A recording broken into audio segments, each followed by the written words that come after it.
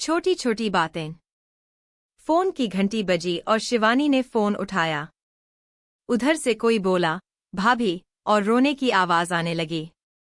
शिवानी ने प्यार से पूछा, क्यों रो रहे हो, छोटे बच्चे की तरह? अमित रोते हुए बोला, भाभी, और फिर सुबकने की आवाज आने लगी। शिवानी बोली, पहले चुप हो जाओ। अमित थोड़ा शांत होकर बोला, भाभी, प्लीज भैया को छुड़ा दो। मुझसे ऐसी बात मत करो। मैं फोन रखती हूँ। शिवानी यह कहते हुए फोन रखने लगी। तभी उधर से आवाज आई, भाभी, प्लीज फोन मत रखना। भाभी, भैया की गलती नहीं है। क्या कह रहे हो तुम? तुम्हें पता भी है? मुझे तुमसे इस विषय में कोई बात नहीं करनी। कुछ और बात है तो बताओ। भाभी, मैं जानता हूँ, अमित रूंधे हुए स्वर में बोला। शिवानी न चाहते हुए भी थोड़े गुस्से से बोली, क्या जानते हो? यही कि भैया ने आपको मारा। और क्यों मारा, ये भी जानता हूँ, अमित थोड़ा धीरे से बोला। शिवानी को अब गुस्सा आने लगा और वह थोड़ी तेज आवाज में बोली, ये सब कहने को तुम्हें किसने कहा? भाभी, किसी ने नहीं। मम्मी पापा तो किसी वकील से मिलने गए हैं। उन्होंने तो आपसे बात करने को मना किया है, अमित ने जवाब दिया। तो फिर क्यों बात कर रहे हो? तुम इन सब बातों में मत पड़ो, शिवानी गुस्से से बोली। कैसे न पड़ो? वो मेरे बड़े भाई ही नहीं, सब कुछ हैं। मैं उनके बिना कैसे जीऊंगा? गलती मैंने की और सजा भैया भुगत रहे हैं। अमित कहकर चुप हो गया। तुमने कोई गलती नहीं की। तुम्हारे भैया ने मुझे मारा है। एक बार नहीं, 2 बार।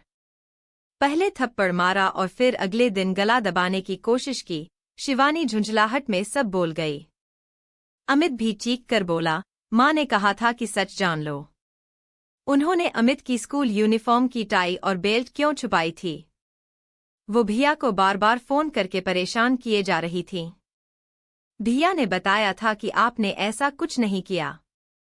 उन्होंने कहा आप झूठ बोल रही हैं। आप चाहती ही नहीं कि मैं पढ़ूं। बस भैया को गुस्सा आ गया। मैंने सोचा, भैया जब शांत हो जाएंगे तो मैं सच बता दूंगा। तुम क्या कह रहे हो? तुम्हें पता भी है? शिवानी हैरान होकर बोली। अमित धीरे से बोला, हाँ, भाभी, मुझे पता है। 24 जनवरी सुबह 5 बजे आप दोनों बेंगलुरु के लिए निकल गए थे। मैंने सोचा था उस दिन स्कूल की छुट्टी कर लूंगा, पर मम्मी पापा बोले, नहीं, कोई छुट्टी नहीं, स्कूल जाओ। स्कूल में मेरा टेस्ट था और मैंने याद नहीं किया था। मम्मी पापा को पता था कि बुधवार को स्कूल यूनिफॉर्म की चेकिंग होती है। इसलिए मैंने टाई बेल्ट जल्दी से बिस्तर के नीचे डाल दी और उनके साथ ढूंढने लग गया। बस ढूंढते ढूंढते समय कट गया। मम्मी को लगा आप छुपा कर गई हैं।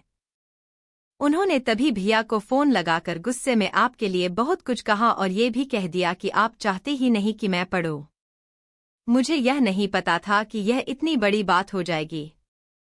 सॉरी, भाभी। शिवानी ने दर्द भरी आवाज में कहा, तुमने यह बात अपने भैया से क्यों नहीं बताई? मैंने भैया को फोन किया था, पर उन्होंने कहा कि बाद में बात करेंगे। मैं डर भी गया था। भाभी, प्लीज मेरे भैया को जेल से निकाल दो। उनकी जिंदगी खराब हो जाएगी। उन्होंने बहुत मेहनत की है, तब जाकर इतनी अच्छी नौकरी मिली है। भाभी, प्लीज मेरी खातिर, यह कहकर अमित जोर जोर से रोने लगा। शिवानी बोली, चुप हो जाओ।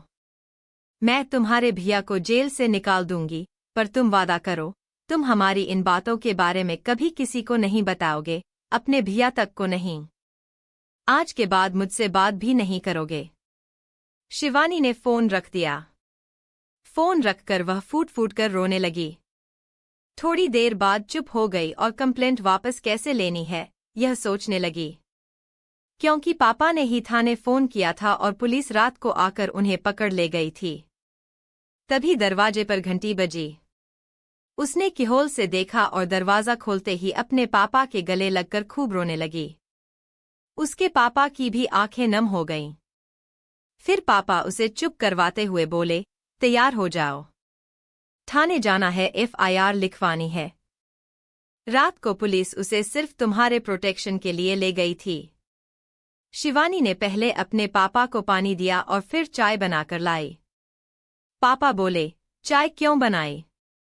शिवानी ने कहा, पापा, पहले मुझे आपसे कुछ बातें करनी हैं। फिर उसने बैठकर सब बातें बताईं। बातें सुनकर पापा ने गहरी लंबी सांस ली और पूछा, तो अब तू क्या करना चाहती है? पापा, मुझे कुछ नहीं करना। बस आप उस इंसान को जेल से निकलवा दो।